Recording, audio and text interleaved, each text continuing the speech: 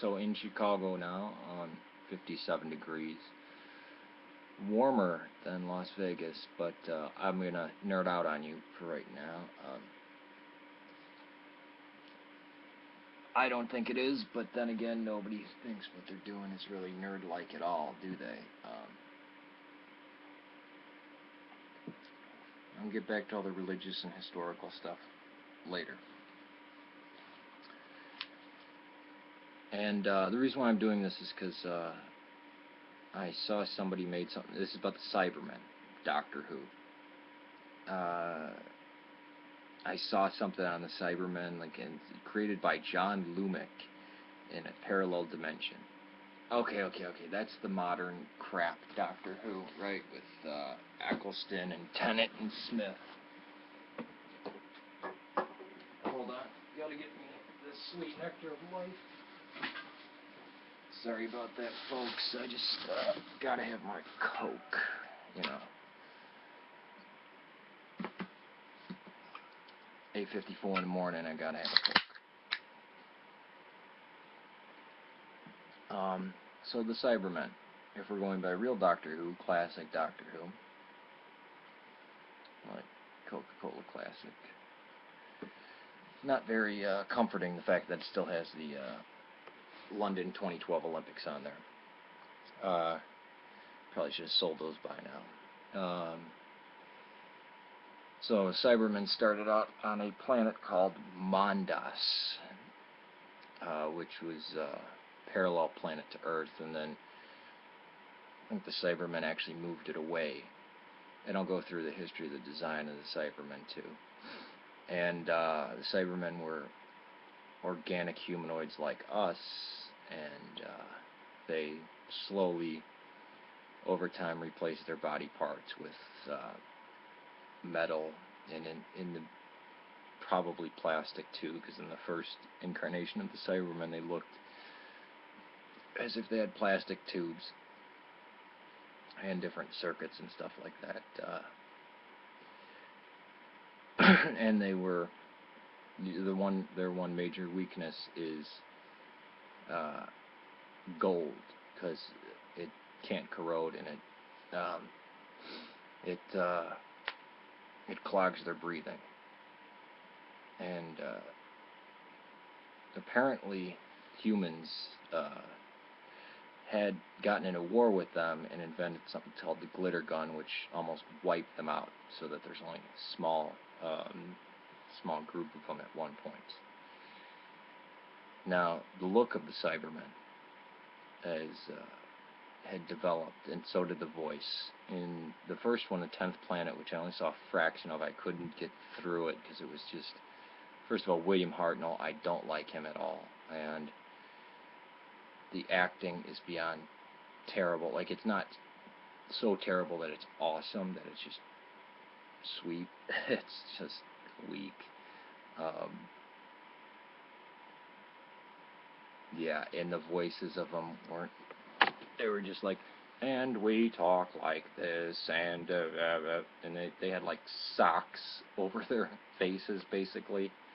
Looked like, it's like, that's not metal. But I think they were counting on the black and white look for back then. And then they became what I associate with Cybermen, the classic Cybermen. In the Invasion, and I don't think that episode is left. I think that's one of the last, if not the last, Patrick Troughton episodes.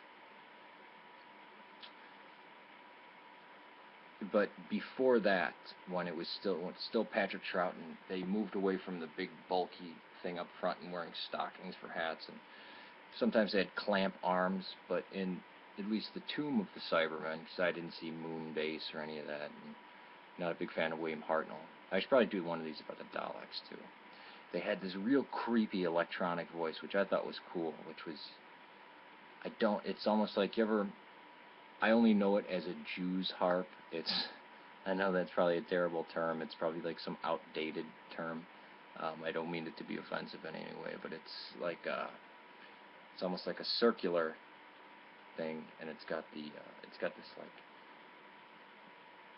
thong of metal coming out, and like ding dong gong boom, you know, like that, and they're like, they have this really like roar, like shimmering voice, electrical voice, and it's real creepy. And they were sealed in a tomb on Telos, and then were released. It was like a frozen tomb. That was actually a cool episode, and it kind of had this, I guess you could consider it like some people might see it as like a racist undertone, because the big dumb servant was a black guy, and people would just order him around. But he's actually the best character in the Tomb of the Cybermen, because he actually goes through that kind of heroic change. He gets forced into being a Cyberman, but he fights, and he still has his humanity, and he does good. And he was originally working for these like evil characters that wanted to manipulate the Cybermen to do something, or make money off them, or something like that. I watched it such a long time ago, I don't remember. But at the end of Patrick Troughton, I think that's his name, the second Doctor, Intergalactic Hobo, I think he's usually referred to as, the Cybermen basically turn into the form of the really boxy head that they have, which is, I don't know if you guys can see this in this light, pretty much that. This image right here. And I'm not sure how well if you don't know what you're supposed to be looking at, I don't know if that actually makes sense to you, but if you already know what a Cyberman looks like, you'll understand what I'm talking about. And they, then they stop appearing for all of John Pertwee. The third Doctor never encounters him, encounters Daleks a lot. And then with the fourth Doctor, who, the real Doctor, the actual Doctor, Tom Baker, he encounters the Cybermen and the Daleks in the first season. The Cybermen look as if they were, and this is where they explain the glitter gun basically almost destroyed them, because this is in the far future. Mankind developed the glitter gun to fight them, and they kind of got chased off, and now there's this remnant of Cybermen hanging around. And then later on, the suits become more like silver, but you can tell they're kind of made out of leather, and it seemed cheaper, and they have this like stuff that shoots out of their head. The one good thing about a Peter Davidson episode, this thing called Earthshock, and it sucked or whatever, and they had to put in like the clips of, like, you know, because the Cybermen are remembering their encounters with the Doctor, and they remember William Hartnell. I think Patrick Troughton, which I don't know, because they, oh yeah, Patrick Troughton. I don't know how they would put John Pertwee in there. I don't think he was, but I think he might have been, but I don't know why. Tom Baker, and then obviously they're remembering this in the Peter Davidson episode, so it's got, you know, those flashbacks, which is kind of cool. But also the best thing, Adric dies. You think he's going to get out of it, but boom, and he's actually the asteroid that hits Earth. It's in this like ship that's falling to Earth, so that's what caused the dinosaurs.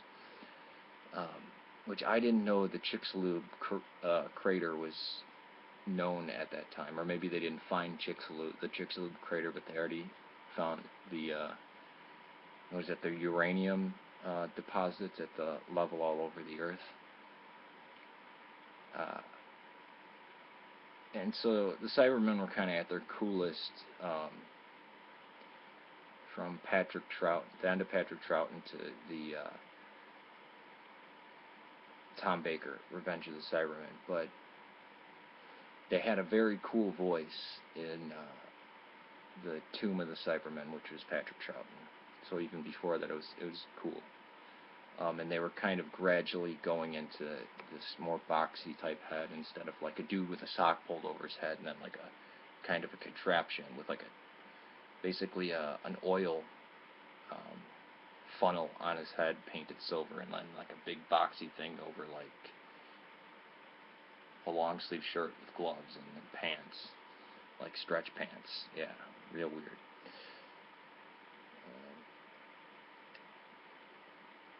apparently they had brains.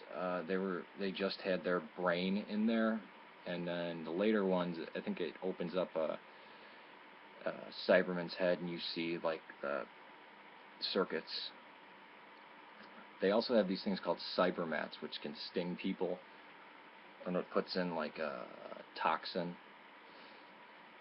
And I believe those were from the very beginning too, and they kind of look cute in the beginning. You know, these little things with eyes, and looks like it's got a big mustache and just crawls around the ground. So that's the Cybermen. The problem is, I don't mind the new series kind of tweaking the looks of things, even though I thought the Cybermen were kind of not as cool looking. Just at least the shape of their head and how they're kind of like these big, looks like they've been lifting weights, which why does a robot need to lift weights?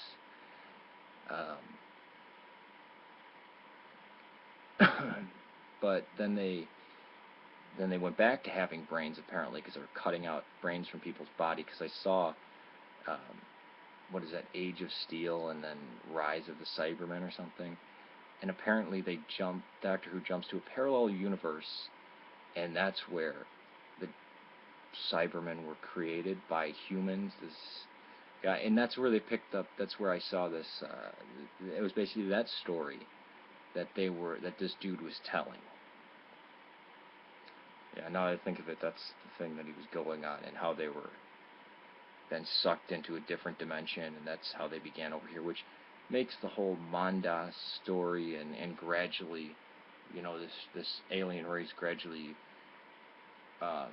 replacing its body parts with machine, which I think is much cooler, the gradual, you know, progression into that, because we're kind of going to that with, if you look at it, pacemakers, false hips, you know, I mean, and it even began way back in the day with just a splint and a crutch, or somebody having a peg leg or a hook for a hand. I mean, that really was the start of the prosthesis, and now we have the South African runner in the London 2012 Olympics. So you can see that progression. I mean, that's a much cooler idea than just some crazy old guy who just magically, not magically, but through science, just takes a total human brain and puts it in this like machine, which the spinal cord actually does a hell of a lot. So what the hell is up with that? And then they even said that in the earliest one, they said they took emotions out of the brain, which is also kind of cool, because gradually over time, like the more you strip away things, you know, our body actually, not everything is in the brain, but also there's kind of that hint of like, okay, maybe they genetically tweaked things as they, you know, over these hundreds of years or whatever, when they were gradually changing to sustain their life. Which I think that's so much cooler than just a crazy mad scientist one day cooking up the idea of putting a brain into a machine, and then like forcing all people to do that under like this hypnosis with these ear things. So they totally destroy this whole, I mean, the Cybermen, which were from the first incarnation of Doctor Who, I think the first season, from William Hartnell in the mid to late 60s, arcing all the way over into the mid to late 80s. So like a 40-year run of this story arc. And then, oh, you know what? We're just gonna... Cybermen are from a different dimension. That's it. Yeah, and they were created by a dude on Earth, but a parallel Earth that... I just think that's kind of weak.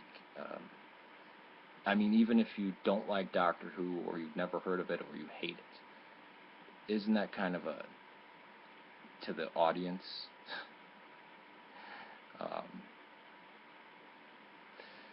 That's my opinion on how I'm just like, there's a lot of the stuff with the new Doctor Who that depresses me.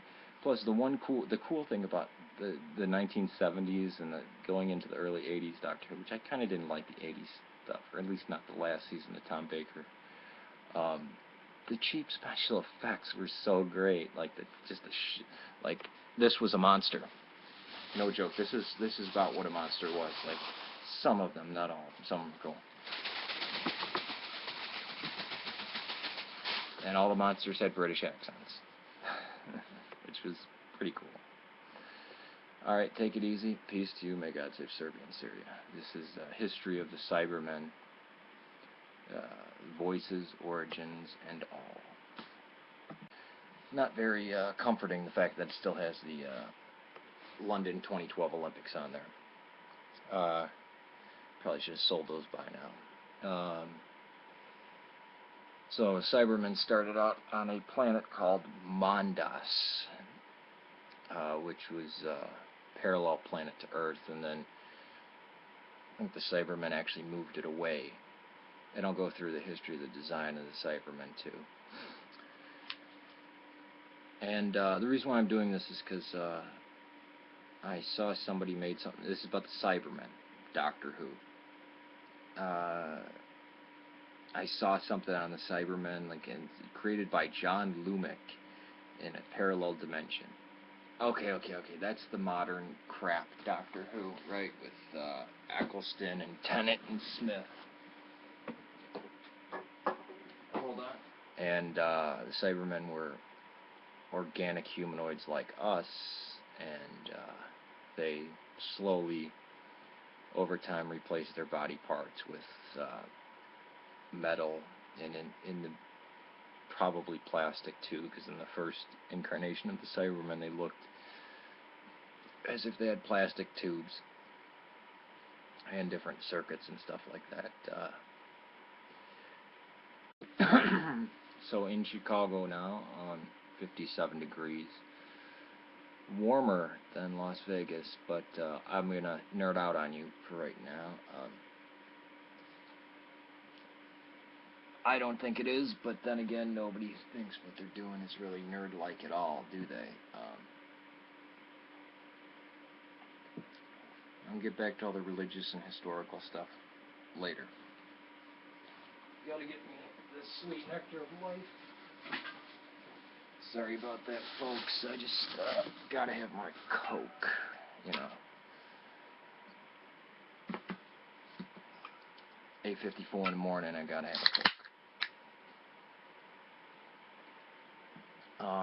So the Cybermen, if we're going by real Doctor Who, classic Doctor Who, like Coca-Cola Classic.